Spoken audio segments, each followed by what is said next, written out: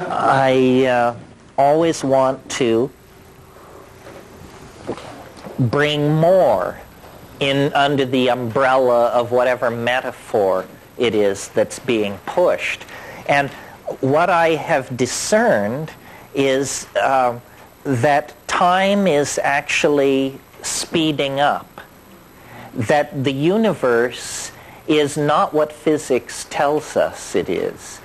Physics tells us that the universe is a physical system, an entropic system that was born in immense energy and chaos and will run down with a bang, with a whimper, not a bang, run down into heat, entropy, and dissipation. The psychedelic data on this is completely different. The psychedelic data says what that model left out was biology and mind. Now, biology, you might imagine, is a fairly ephemeral, recent, fragile phenomenon. It is not. The average star in this galaxy gutters out after about 700 million years. Not our star. We happen to have the good fortune to be around a very stable, slow-burning star. But there has been biology on this planet at least 2 billion years. 3 times the average life of a star. So biology is not some Johnny-come-lately epiphenomena. Biology is a phenomenon more persistent than the life of the stars themselves. And biology is not a static thing. A star evolving now is not greatly different from a star evolving 1 billion years ago. Biology doesn't work that way. Biology constantly changes the context in which evolution occurs.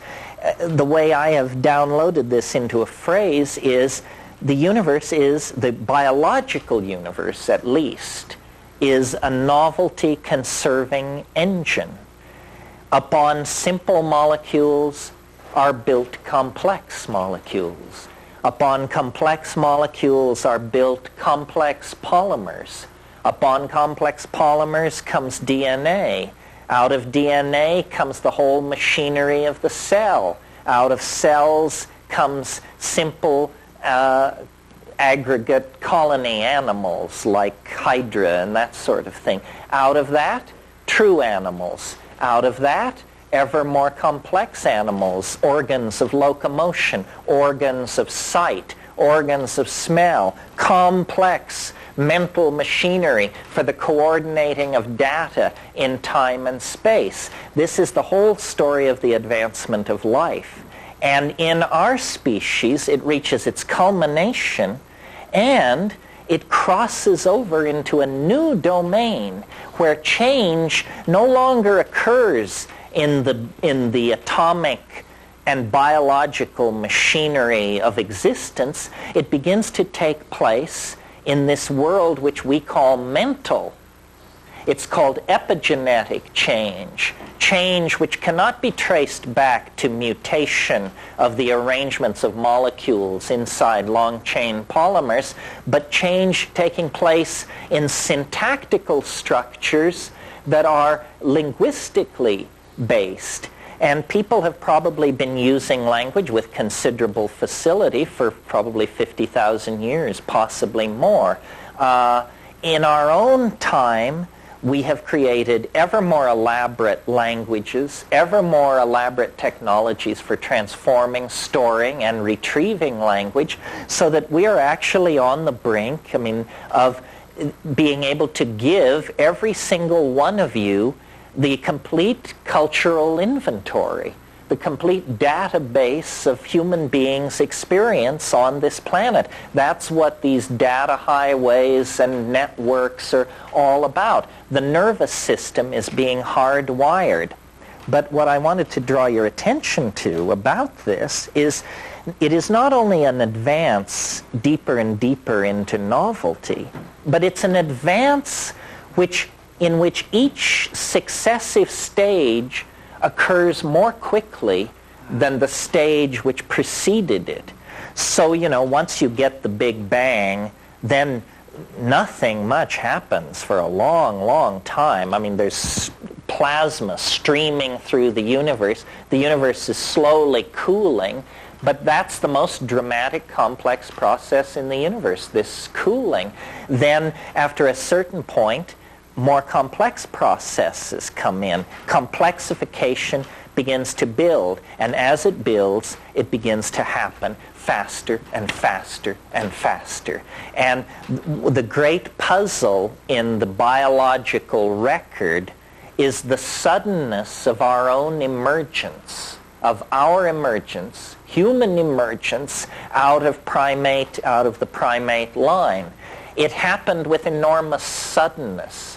Lumholtz calls it the most explosive reorganization of a major organ of a higher animal in the entire fossil record.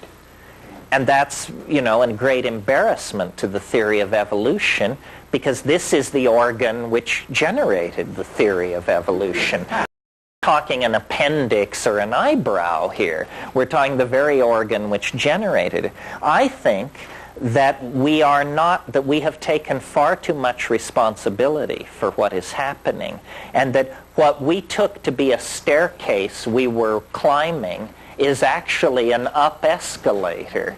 And if you will stop climbing, you will notice that it does not impede your upward progress, because the ground you're standing on is moving you toward the goal. And I think that this idea, which may be the proof that I'm bonkers, requires a fairly radical reorganization of consciousness, because what I'm saying is the universe was not born in a fiery explosion from which it has been being blasted outward ever since.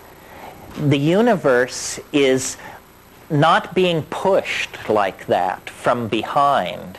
The universe is being pulled from the future toward a goal that is as inevitable as a marble reaching the bottom of a bowl when you release it up near the rim. If you do that, the marble will roll down the side of the bowl, down, down, down, and eventually it will come to rest in the lowest energy state, which is the bottom of the bowl.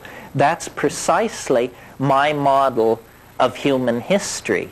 And now, bear in mind what the competition is peddling. The competition is peddling the idea that the universe sprang from nothing in a single moment for no reason.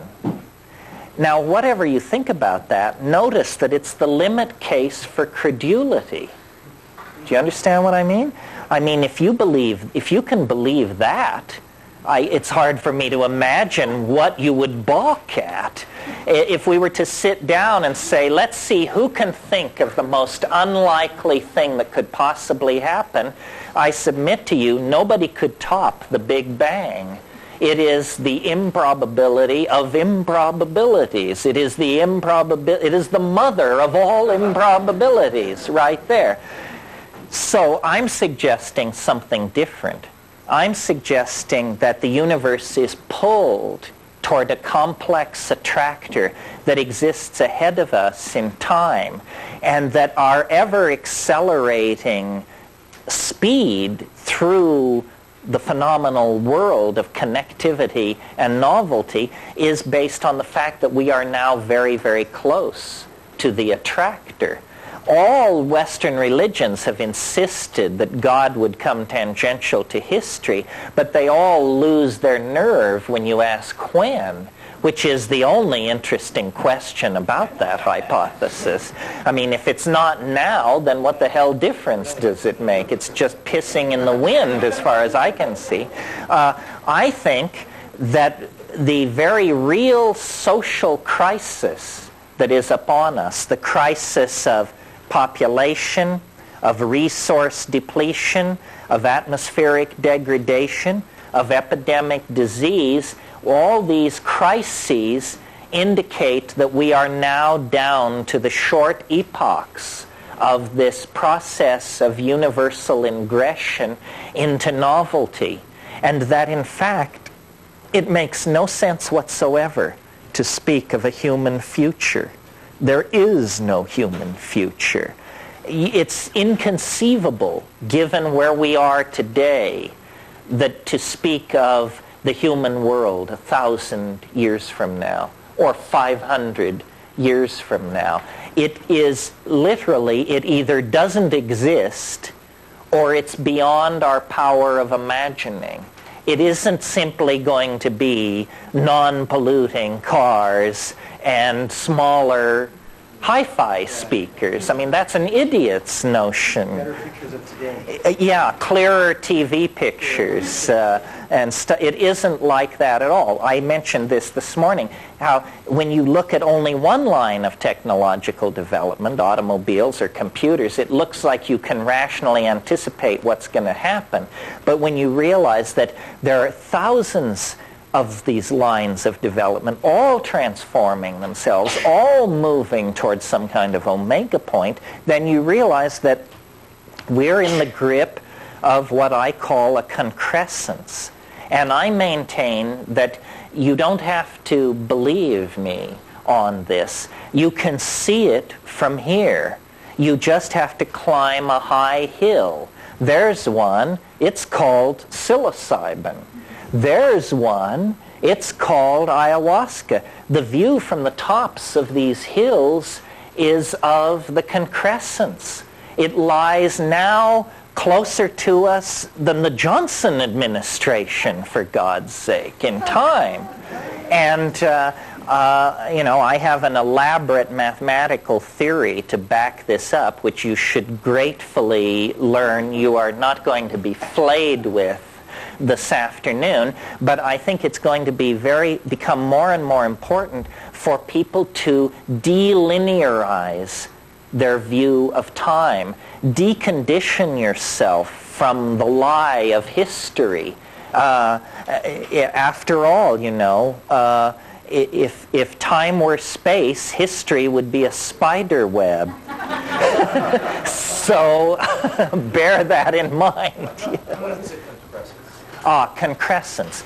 Concrescence is a word that I cribbed from the metaphysics of Alfred North Whitehead. And in fact, much of what I say, Whitehead provides the foundation for. He, like myself, had the idea that history grows toward what he called a nexus of completion.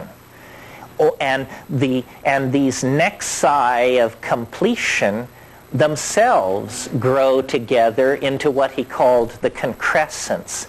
So a concrescence is a domain of extremely high novelty in comparison to whatever it's embedded in.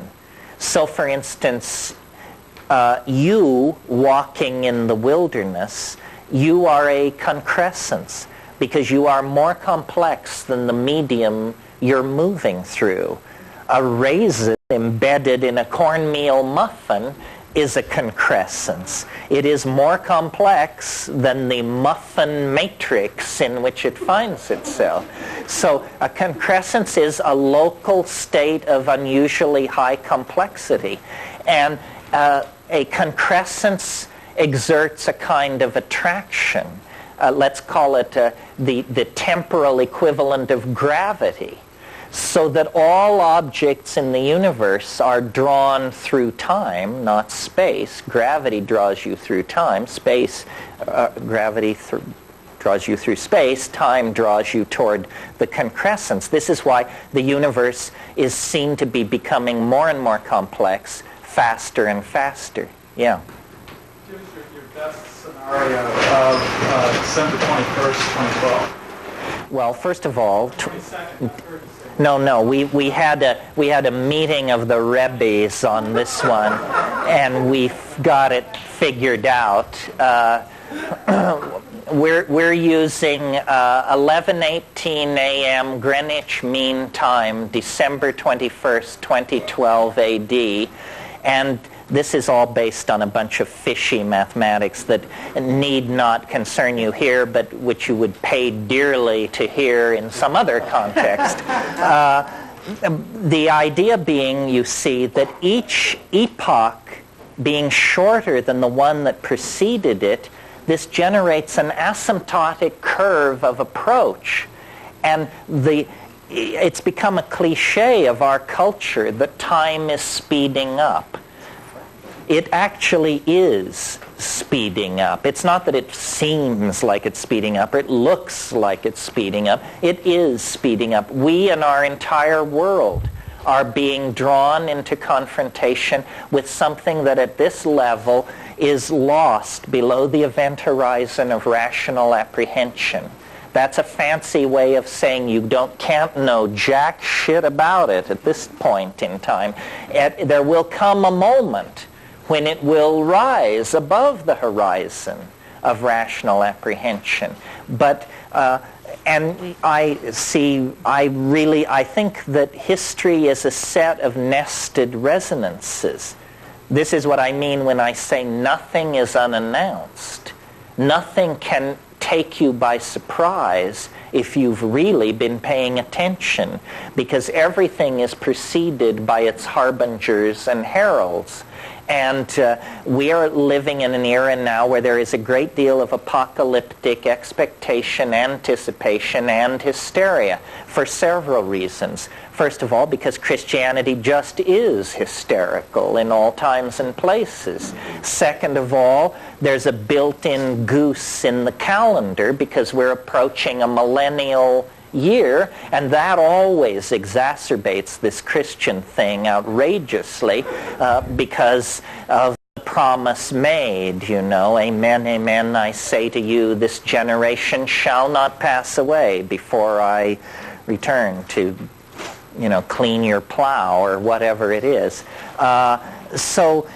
And there is the physical evidence all around us that we are the witnesses to a planetary crisis that we cannot control or manage.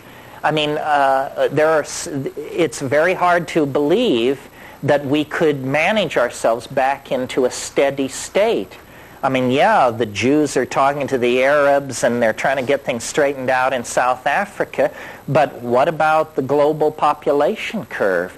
What about the degrading atmosphere? I mean, you don't necessarily, you're just as dead even if you're not killed by a racist or a fascist. So we can get certain problems under control, but it seems certain problems are beyond our control. Also, there's another level to all this, which is when you take cores from the Greenland ice, or make side-ranging radar maps of the Canadian Shield, you discover that we are not the only force for disruption and chaos wandering around the universe looking for trouble. The universe is an incredibly chaotic and unstable place. Planetesimal impacts on the Earth have reset the biological clock at least 3 times in the last billion years.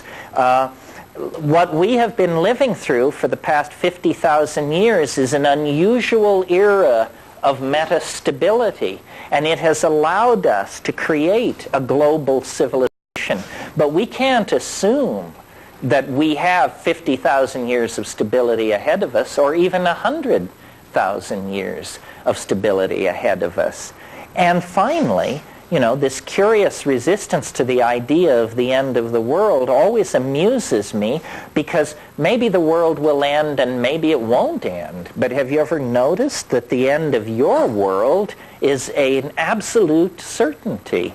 You're going to go into the yawning grave, and rather soon, I should suspect, and possibly sooner than you're prepared for.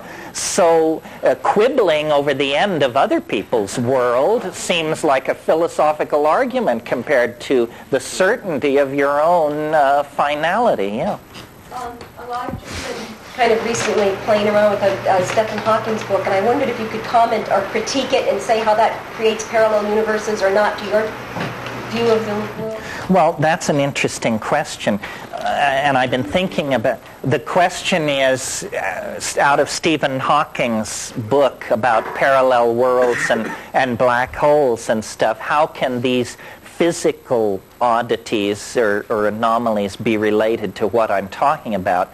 Well, first of all, we don't know what a black hole is. A black hole has at the center of it a singularity. The definition of singularity is you don't know what it is. Way of making theories, by the way. Stephen Hawking is a prime example. At one point in his career, he was very keen for what were called mini black holes. And these were black holes that were under a centimeter in size, and a certain reading of his theory required 10 high 16 of these things in the universe. Well, when you realize that there's a singularity at the center of each one of them, you say, well, hell, what kind of physics are you doing if you have a physical theory that has 10 high 16 exceptions to whatever rules it lays down? This isn't a theory. This is a sieve that you're waving around in the air. However, the black hole does bear on this because imagine an observer standing outside the event horizon of a black hole, watching an object approach the black hole. What you see, and this is similar to the argument or the example I gave a few minutes ago of the marble on the edge of the bowl. What you see is this, let's make it a spacecraft. This spacecraft that approaches the event horizon of the black hole, and then it's caught in the gravitational tidal forces of the black hole, and it begins to go faster and faster, around and around, faster and faster, and at a certain point it disappears into the singularity. This is from the point of view of an observer outside the system. Now we flash to the stalwart captain and crew on the bridge of this starship. What happens from their point of view, what happens is as they sink below the event horizon of the black hole and start the descent toward the singularity, time and space are dilated so dramatically that the singularity recedes to an infinite distance and you fall forever toward it. Well, what I would like to suggest, based on, well, here's what I'd like to suggest. This is one way of thinking about it, that our planet is on a collision course with something which we actually, at our present state of knowledge, don't have a word for. A black hole is simply a gravitationally massive object, so massive that no light can leave it. What I'm talking about is something like that, except that it isn't so much gravitationally massive as temporally massive. We are being sucked into the body of eternity. And I think it's going to happen very soon. Now, an obvious objection that someone would make to this, it's a probabilistic objection, is they would say, don't you find it rather unusual that your own very minute and finite life should occur so close to this moment of universal dramatic climax? Doesn't that clue you to the fact that you might be slightly deluded? To which I reply, not at all.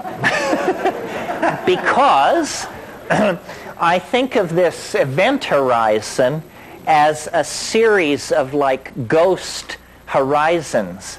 And once you enter into history, what history is the outer shell of the gravitational field of the attractor of the concrescence. In other words, history is the disturbance in nature which precedes the concrescence. It precedes it by only 50,000 years, a microsecond. So a geological microsecond before all life is melted down in the presence of the singularity, there is a curious interface zone that is not the singularity and not the absence of the singularity. It's the singularity in the act of becoming. And it only lasts as a geological microsecond. When the first subject first came up about this date, you said that you described it as something we could know absolutely nothing about. So how do you substantiate the criteria in which you pointed towards this date? Well, no. You can predict where an electron will be without knowing what an electron is. In fact, no one knows what an electron is, and we predict their occurrence very easily. What can't be known about the singularity or the concrescence, it simply lies beyond rational apprehension. But the map of the phase space in which this concrescence is happening looks very much like an involuting spiral of some sort. In principle, the thing is unknowable in time, because if you could know it, you would not be in time. Actually, it maps rather well onto Thomas Aquinas' notion of the nature of God, but I don't think we should make too much of that. Yeah. So the question was, to describe the multi-dimensional layers that are being lifted, specifically in the last few minutes. Yes, well, here is my notion. It's fairly simple, I think. It's a series of nested cycles where each cycle is only 1/64th in duration of the cycle which precedes it. So let's start with a cycle big enough that we can drop the whole life of our cosmos into it with plenty of elbow room. Okay? So astrophysics tells us that the universe is between, at one end of the spectrum, 15 billion years, at the other end of the spectrum, 25 billion years. So let's give it plenty of elbow room. Let's use a figure like 70 billion years. That's our great cycle. Now, inside that cycle, there is a concressed cycle at the terminal end, the end which we call the future end. It has a past to future. At the future end, there is a terminal cycle which is 1/64th of 70 billion years. That's roughly 1 billion years. And nested at the end of that billion-year cycle at the future end is a 640 million year cycle. No. Whatever a billion divided by 64 is, anyway. And then at the end of that cycle, another cycle, 1/64th as large. Well, eventually, if you keep collapsing these, you'll get down to a cycle that is 4,300 years long and change. That is the domain of true human history. I mean, granted, there were things went on before 4,300 years ago, but bloody little. I mean, 4,300 years in the past takes us back to before the building of the Great Pyramids, basically. So you can see, okay, well then in that 4,306-year cycle, at the end of it comes a 67-year cycle that has all the themes of all these larger cycles compressed and folded into it. Only 67 years. It began on August the 5th, 1945, with a faint echo of the Big Bang as the atomic flower blossomed over Hiroshima. It runs from that day, August the 5th, 1945, to December 2012, December 21, 2012.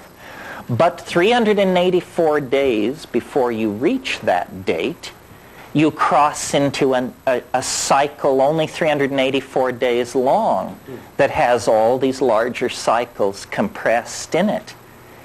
And 6 days before you reach the 0 point, you cross through into a domain of only 6 days duration that has all these huge cycles compressed in it.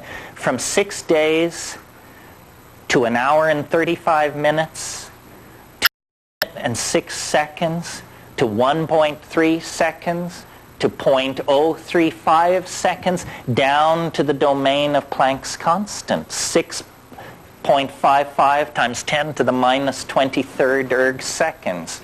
Technically, we refer to it as a jiffy. Finally, you get down to 1 jiffy. Well, now, what is happening? Imagine the here's the point I want to make. If you have a universe like that, 72 billion years in duration, it will undergo half of its evolution in the last 30 seconds of its existence. Can you imagine?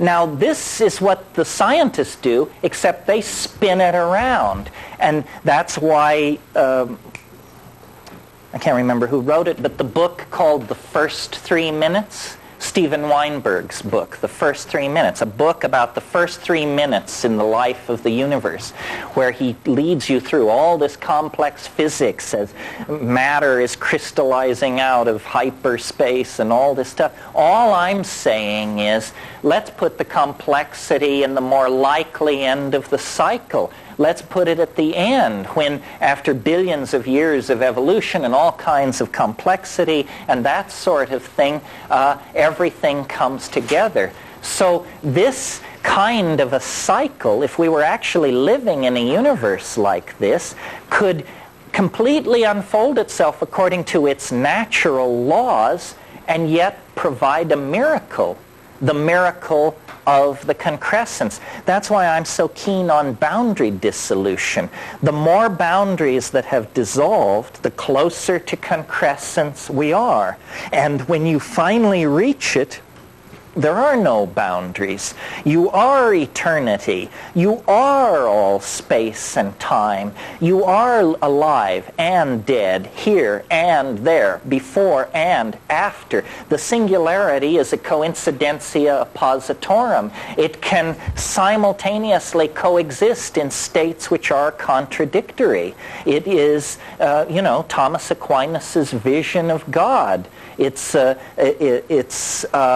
something which transcends rational apprehension. But it gives the universe meaning, because all process then can be seen to be a seeking and a moving and an effort to approximate, connect with, and attend to this transcendental object at the end of time. One way of thinking of it is like those bar balls that they hang in discos that send out thousands of reflections off everybody and everything in the room.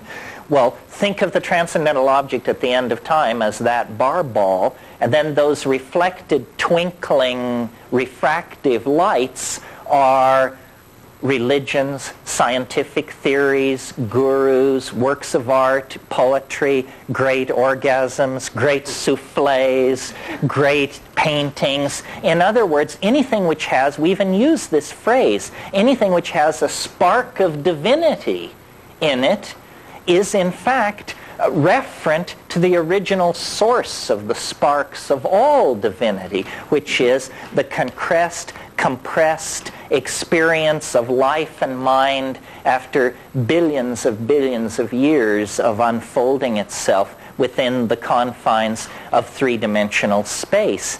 And you can make this vision your friend through psychedelics, because as I said at the beginning of this rave, you can see it from here. Of course, not if you have your face plunged in your stock portfolio. You're not going to see it, no. But if you will go up on the mountain and take 5 dried grams in silent darkness and pray through the night, you will absolutely guaranteed come into a sense of this thing. And it's real. And history is simply a perturbation on the surface of the waters of time as we approach the lip of this cascade into concrescence, novelty, and completion. And the psychedelics raise you out of the historical matrix and give you a sense of participation in this transcendental reality. It's the essence of religion. It's the essence of psychic balance. It's the source of shamanic power and mental health. Thank you.